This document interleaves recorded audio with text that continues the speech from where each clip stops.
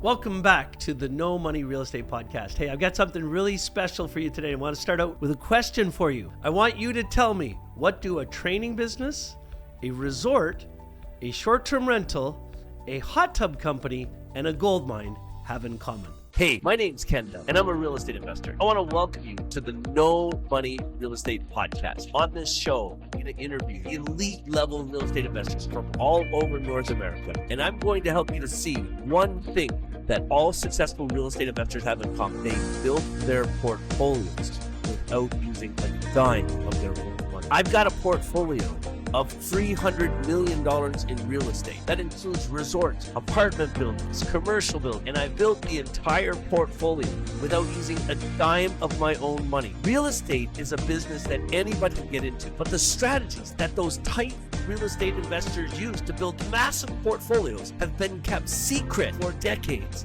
Now, because of this show, I'm going to reveal them to you. So let's get started. I want to spend some time with everybody today, and I'm just going to unpack why I'm doing all this at the same time and what all these different businesses are. I get criticized every once in a while about the amount that I'm doing at the same time and the businesses that I'm running in the portfolio. And most people don't understand. When they look at it from the outside, they see that I've got a gold mine in British Columbia, and I've got a hot tub company that sells hot tubs all over North America. And we're building 4 different resorts right now, and we've got 5 short-term rentals, and we've got a 5-plex in the city. They see all this stuff, and I get criticized because it looks from the outside like I'm running off in all these different directions. What very few people understand is how they all fit together. So let's pretend you've never listened to me before, and we're here talking to each other right now, and I introduce myself for the very first time to you. Here's what I'm probably going to say. Hi, my name's Ken Dunn. I'm a real estate developer, and I'm developing a network of high-end cottage resorts right across Canada. That's what I'm doing.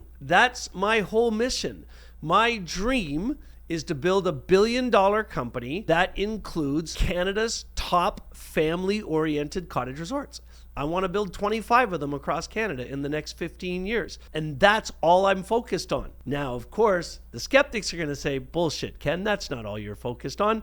You've got a gold mine, and you've got a yacht, and you've got a training company, and you've got a hot tub company. Yeah, but they're all connected together. That's what I want to talk to you about right now. As I developed this mission about 4 years ago to start building these cottage resorts, I've also been an incessant student for the last 20 years. I've literally studied some of the greatest business leaders in the world today. My favorite study-focused ideas are watching what Elon Musk does, watching what Bill Gates did, watching what probably one of my biggest idols in the world, Steve Jobs, did. When you look at these people, you've heard the old saying, success leaves clues, right? Well, I truly believe that. And the more that I've studied these people, the more I've realized how they built their conglomerates, how they built their businesses. And really all I'm doing is following in their tracks.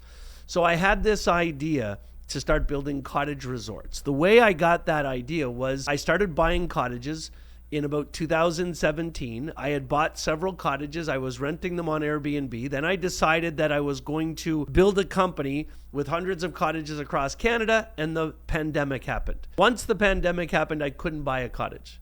One of my real estate agent friends came to me and said, hey, would you consider buying a cottage resort? He took me to a place called Lake St. Peter in Ontario, and I found a resort there that I fell in love with, so I bought it.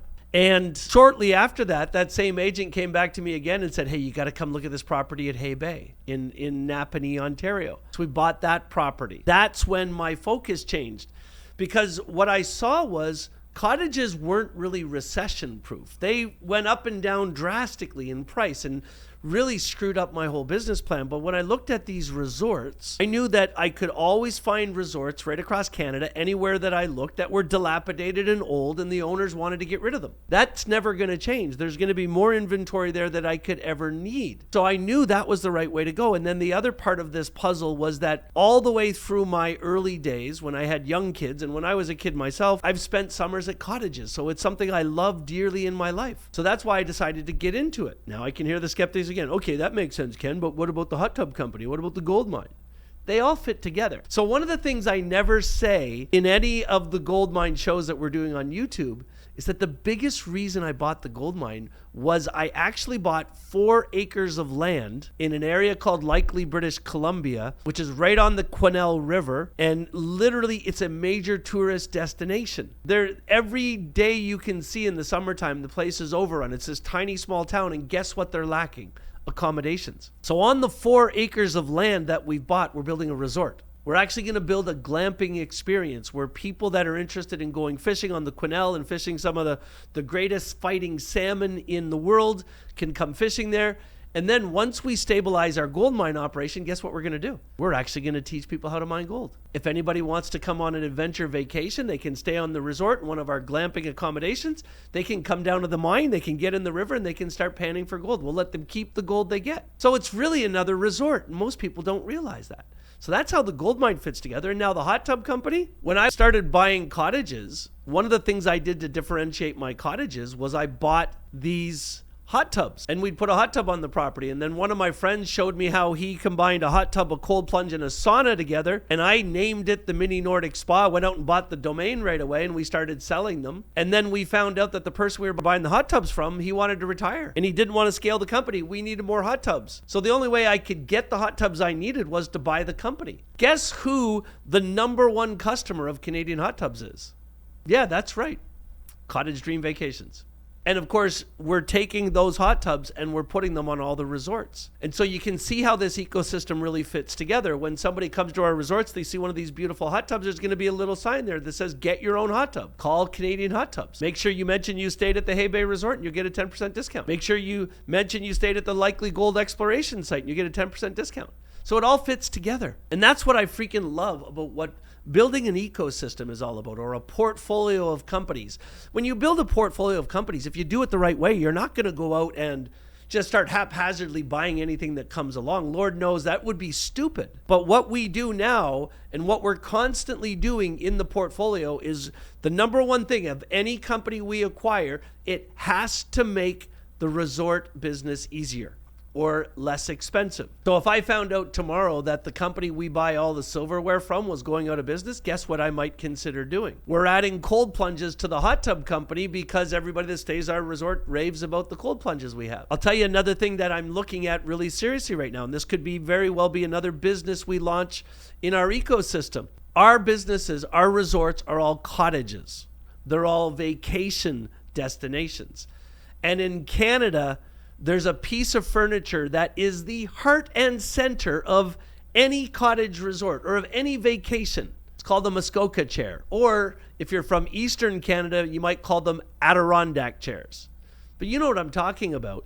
Well, 90% of Adirondack chairs that are sold today are not actually made of wood anymore. You know what they're made of? Recycled composite plastics. And so I'm in conversations with a company that actually makes the recycled composite plastics about setting up a business where they make them and we sell them. So we might get into the Adirondack chair selling business. Why? Because in the next 12 months, my companies are going to buy about 500 Adirondack chairs and related outdoor furniture. They make the little stands. They make the little leg rests for these things. So now we put it all together. So don't you for 1 second think I'm out of control. Don't you for 1 second think that I don't have a master plan for what I'm doing. Give me a little bit more credit than that. What you're going to see is we're going to build a company and turn it into $1 billion company. And the center of everything we're going to be doing is these amazing cottage resorts and the unbelievable experience people have at them. But once you look closer, when you're a guest at one of our resorts and you look closer at what you're actually seeing there, you're going to see our hot tubs. You're going to see our Adirondack chairs. And you're going to see anything else I can find. If I can make it myself and make it cheaper and sell it to the public and then get it cheaper for what we're doing at the resorts, is that not logical?